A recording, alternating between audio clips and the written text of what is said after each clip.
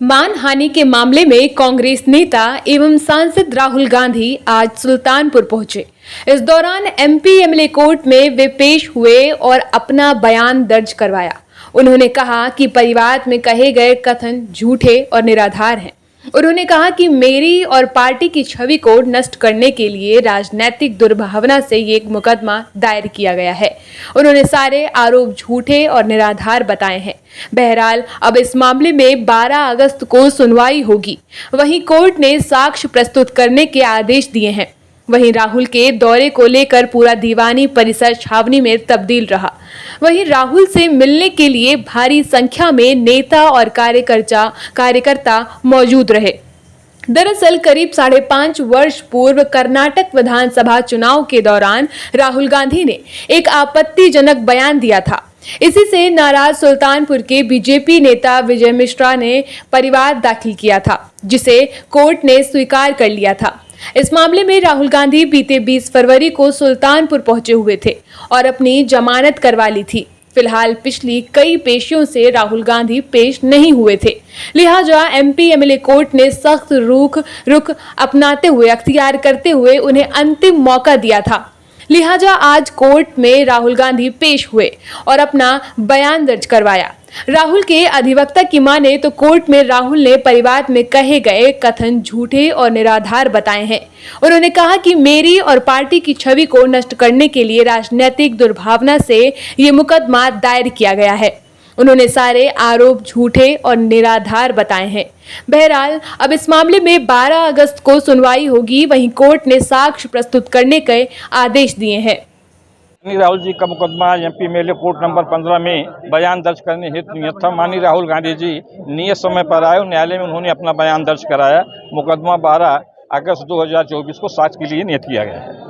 क्या रहा आज किस तरीके की बातचीत रही राहुल गांधी से? क्या सवाल? राहुल गांधी जो सवाल पूछे गए थे, जैसा कि परिवाद पत्र दायर किया गया था, उनसे पूछा गया तो उन्होंने कहा कि परिवाद पत्र में कहे गए कथन जो हैं झूठे और निराधार हैं और मेरे ऊपर जो है मेरी छवि को और मेरी पार्टी की छवि को नष्ट करने के लिए राजनीतिक दुर्भावना से ये मुकदमा दायर किया गया है। और उन्होंने कहा कि मेरे ऊपर जो आरोप लगाए गए हैं ये सरासर झूठे आरोप हैं। में जिस तरह से बात चल रही थी, कहा जा रहा था ये आखिरी मौका है, अगर राहुल गांधी नहीं पेश होते हैं तो उनके खिलाफ न्यायालय द्वारा कार्रवाई की जाएगी। इस दौरान जब राहुल गांधी पहुंचे तो उनका क्या रिएक्शन रहा है? अरे भाई, राहुल गांधी जी पहुँच गए, अपना बयान दर्ज करा दीजिए, बात खत्म हो गई।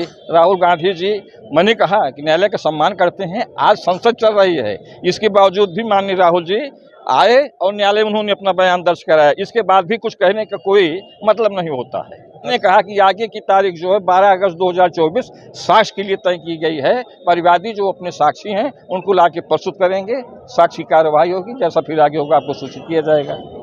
आज माननीय एमपी एमएलए कोर्ट में राहुल गांधी जी व्यक्तिगत रूप से उपस्थित हुए और उनका बयान रिकॉर्ड होना था। ऑनरेबल कोर्ट के समक्ष उन्होंने अपना बयान दर्ज कराया है। क्या रहा आगे की? उन्होंने अपने को निर्दोष बताया और ये कहा कि हमारे ऊपर जो भी मुकदमा हुआ है ये पॉलिटिकल रंजिश के कारण हुआ है।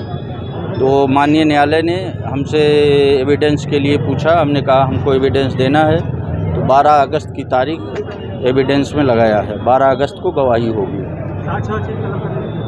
जी हाँ, साक्ष्य जो है 12 अगस्त के लिए साक्ष्य के लिए लगाए हैं साहब। फिर राहुल गांधी को आना पड़ेगा? नहीं, अभी नहीं आना है, लेकिन लास्ट स्टेज पे उनको अभी मुकदमे में आना पड़ेगा।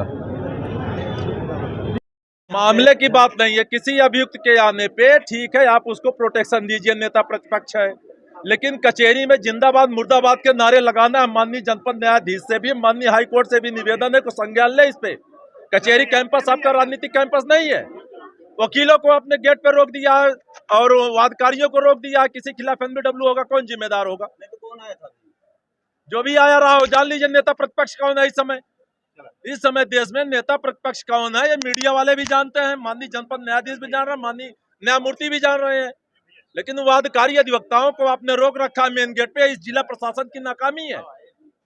कचहरी कैंपस जिंदाबाद मुर्दाबाद के लिए नहीं है।